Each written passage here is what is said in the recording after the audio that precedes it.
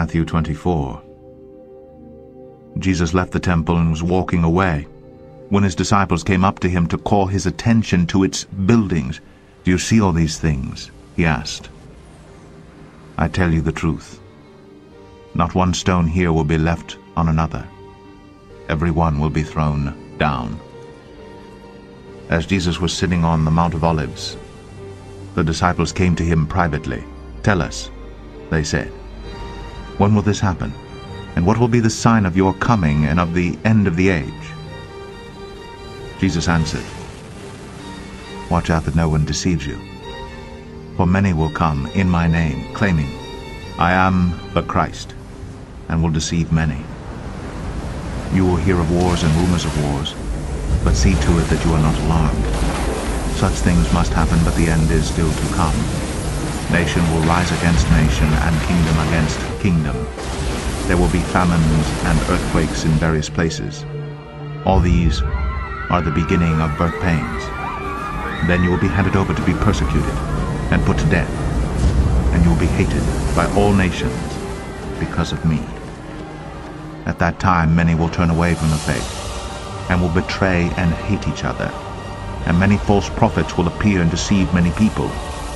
Because of the increase of wickedness, the love of most will grow cold. But he who stands firm to the end will be saved. And this gospel of the kingdom will be preached in the whole world as a testimony to all nations, and then the end will come. So when you see standing in the holy place the abomination that causes desolation spoken of through the prophet Daniel, let the reader understand. Then let those who are in Judea flee to the mountains. Let no one on the roof of his house go down to take anything out of the house. Let no one in the field go back to get his cloak. How dreadful it will be in those days for pregnant women and nursing mothers.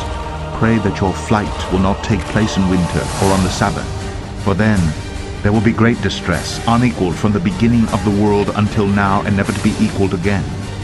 If those days had not been cut short, no one would survive.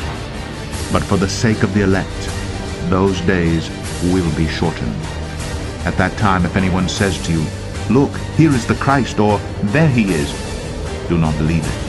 For false Christs and false prophets will appear and perform great signs and miracles to deceive even the elect, if that were possible. See, I have told you ahead of time.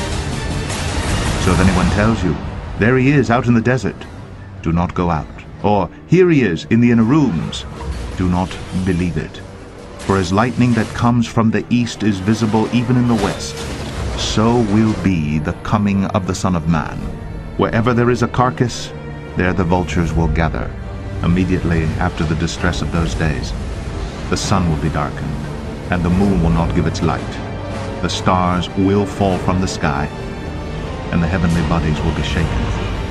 At that time, the sign of the Son of Man will appear in the sky, and all the nations of the earth will mourn. They will see the Son of Man coming on the clouds of the sky with power and great glory. And he will send his angels with a loud trumpet call, and they will gather his elect from the four winds, from one end of the heavens to the other.